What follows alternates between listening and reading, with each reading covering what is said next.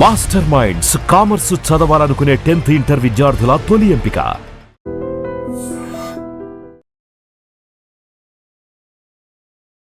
నమస్కారం, welcome to I dream. ధర్మ మార్గం విత్ విజిత కార్యక్రమానికి స్వాగతం.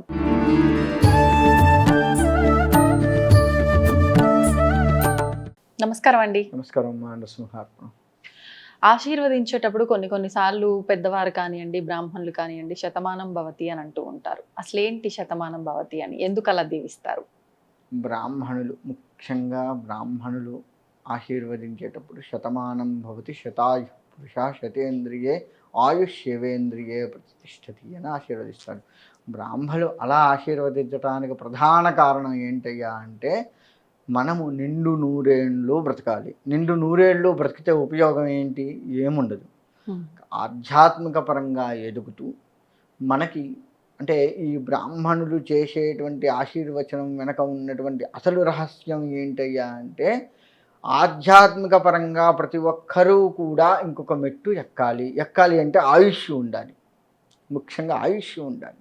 ఈ ఆయుష్ ఉంటేనే కదా ఆధ్యాత్మిక పరంగా మెట్టెక్కి జన్మరాహిత్యాన్ని పొందేది. కాబట్టి ఇతనికి ఎంత ఆయుష్ ఉందో జాతకం చూస్తే కానీ తెలియదు. సరే, జాతకం చూడక ముందు కూడా ఫస్ట్ బ్రాహ్మణ కనపడంగానే నమస్కారం అని చెప్పేసి వంగి నమస్కారం చేసినప్పుడు ఎంత ఆయుష్ ఉన్నా మనకు సంబంధం లేదు. అతన్ని ఆ విధంగా నిండుగా నూరేళ్ళు వర్ధిల్లు నాయన అని ఆశీర్వదిస్తే ఈ బ్రాహ్మణుడు అప్పటి వరకు చేసుకున్న పూజాఫలం తపశక్తి ఏదైతే ఉందో ఆ భగవంతుడు ఈ బ్రాహ్మడి ద్వారా అతనికి కలిగించి అతని ఆయుష్ పెంచుతాడు. తద్వారా సాధన పెరుగుతుంది. ఆ సాధన వల్ల జన్మరాహిత్యాన్ని పొందవచ్చు. అందుకని బ్రాహ్మణుడు శతమానం భవతి శతాయు పురుషేంద్రియ ఆయుష్యేవేంద్రియ ప్రతిష్ఠితి అని పిలుస్తారు. కానీ పెద్దవాళ్ళు చాలామంది సంతానం లేకపోతే సంతాన ప్రాప్తి రస్తు ఇవన్నీ కూడా అంటూ ఉంటారు. కానీ ముందు ఆయుష్ ముఖ్యము, ముందు ఇది ముఖ్యము. ఇది ఉంటే మనం ఏదైనా మన సాధన చేస్తూ ఇతరత్ర విషయాల వైపు మనం మొగ్గు చూపచ్చు. ఇది అసలు బ్రాహ్మణుడు శతమానం భవతిని ఆశీర్వదించడానికి ప్రధాన కారణం ఇది. అంటే జన్మరాహిత్యాన్ని పొందటానికి నీవు సాధన చేసుకోవటానికి నీకు ఇంకా ఆయుష్ భగవంతుడు కల్పిస్తూ ఉండాలి అని చెప్పేసి చెప్పడం అనమాట. దాన్ని మనం ఇవాళ పక్కన అని పెట్టి చక్కగా తిని తిరగడం, సినిమాలకు వెళ్ళడం ఇటువంటి వాటికి వినియోగిస్తున్నామే తప్ప మనం నిజంగా భగవత్ సాధనకి ఏమాత్రం కూడా ఉపయోగించట్లేదు. ఉపయోగించిన కొద్దిసేపు కూడా మనస్సు సహకరించట్లేదు.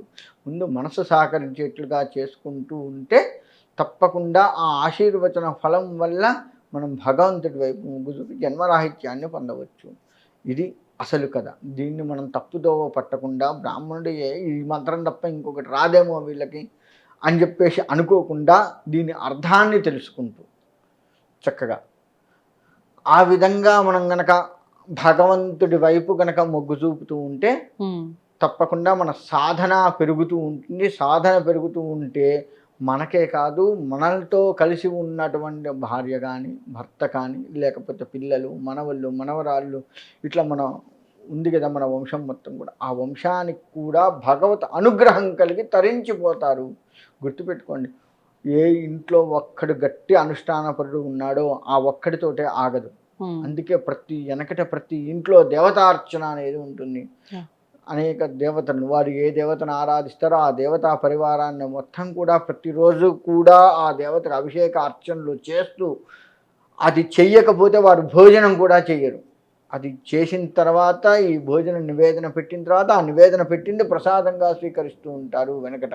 ఇప్పుడు ఆ పరిస్థితి లేదు. ఇప్పుడు మళ్ళీ ఆ పరిస్థితి వచ్చి ఆ యొక్క వంశం మొత్తం కూడా అభివృద్ధిలోకి రావాలి అంటే ఆయుష్ ఉండాలి. అటువంటి ఆయుష్ నీకు కలిగి నువ్వొక్కడివే కాదు, నీ వంశం మొత్తం తరించిపోవాలి అని కోరుకునే వాళ్ళల్లో ఏకైకంగా ఉండేటువంటి వాళ్ళు బ్రాహ్మణులు. నిస్వార్థంగా ఉండేవాళ్ళు బ్రాహ్మణులు. అందుకే బ్రాహ్మణులు శతమానం భవతి అని ఆశీర్వదించేది. దాన్ని అలా అర్థం చేసుకొని చక్కగా ఆ బాటలోకి మనం వెళ్ళాలి. అలా వెళ్ళకుండా ఉన్నంతకాలము ఈ సంసార చక్రంలో పడి తిరుగుతూనే ఉంటాము. ఎన్ని జన్మలకైనా మళ్ళా పుట్టడం చావడం ఇది జరుగుతూ ఉంటుంది. జన్మరాహిత్యాన్ని మనం ఎక్కడ పొందుతాం ఇంకా. కాబట్టి బ్రాహ్మణ ఆశీర్వచన ఫలం పూర్తిగా పొందాలి అంటే ఆధ్యాత్మిక సాధన కూడా మనకు కొంత అవసరము. Yeah. ఎప్పుడైతే మనం ఆ విధంగా ఉంటామో ఇటు బ్రాహ్మణ ఆశీర్వచన ఫలము భగవత్ అనుగ్రహము రెండు కలిగి మనము తరిస్తాము, మన వంశము తరిస్తుంది. గుర్తుపెట్టుకోండి, ఒక ఇంట్లో ఒక బ్రహ్మచారి ఉన్నాడు ఆ వంశంలో ఉన్నాడు అంటే ఆ బ్రహ్మచారి వల్ల తనకు ముందు తరాలు తన తర్వాత తరాలు కూడా తరిస్తాయి. గుర్తుపెట్టుకోండి. ఇప్పుడు ఇంట్లో ఒక ఇద్దరు అన్నదమ్ములు ఉన్నారు, ఒకడు బ్రహ్మచారి ఉన్నారు, తన అన్న పిల్లలు వంశం మొత్తం కూడా అభివృద్ధి అవుతుంది. లేదు అక్క చెల్లెళ్ళు ఉన్నారు, వాళ్ళ వంశమైనా అభివృద్ధి అవుతుంది.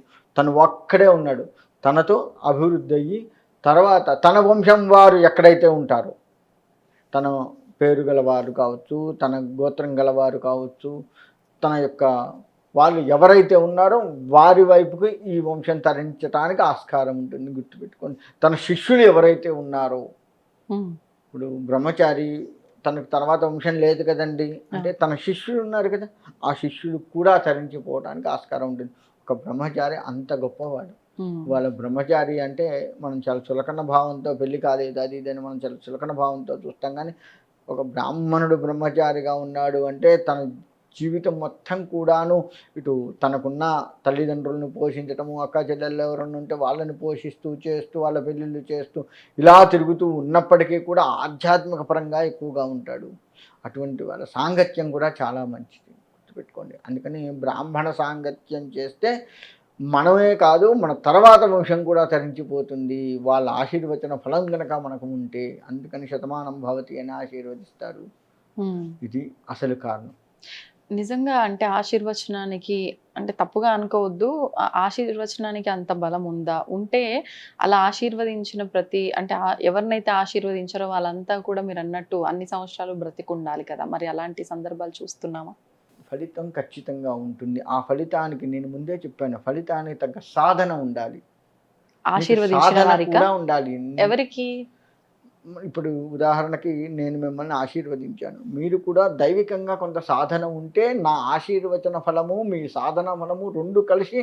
ఇప్పుడు కలియుగంలో 120 ఏళ్ళు ఒక మనిషి ఆయుష్ ప్రమాణం. ఇవాళ మనం 60 ఏళ్ళు కూడా బతుకుతామో లేదో తెలియదు, అటువంటి పరిస్థితుల్లో ఉన్నాము. కాబట్టి మీ సాధన ఉంటే నా ఆశీర్వచనం తోడవుతుంది. మార్కండేయుడు ఉన్నాడు, మార్కండేయుడు 16 ఏండ్లు అనేక మంది ఋషులు వచ్చి ఆశీర్వదిస్తే ఆయన ఆయుష్ పెరిగి వాళ్ళు చిరంజీవి కాలేదా?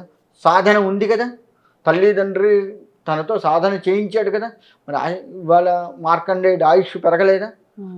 చాలదా ఉదాహరణ మనకి? ఓకే, అంటే మన ఆయుష్ని పెంచుకునే అవకాశం మన చేతిలో ఉంది, మన చేతుల్లోనే ఉంది. అది సాధన వల్ల సాధ్యం. ఖచ్చితంగా సాధన వల్ల సాధ్యము. అటువంటి బ్రాహ్మణులు వాళ్ళ సాంగత్యం కూడా అవసరం మనకి.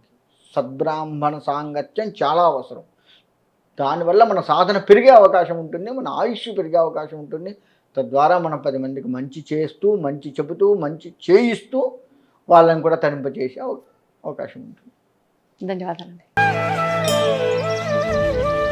తవ్వండి, తవ్వుతూనే శివలింగం. సరే దాన్ని అట్లా కప్పేసేయండి, చూపించదండి. Krishna is there. మూర్తి పూజ కాదు, సాక్షాత్ బ్రజేంద్ర నందన భగవాన్ ఉన్నారు మూర్తిలో.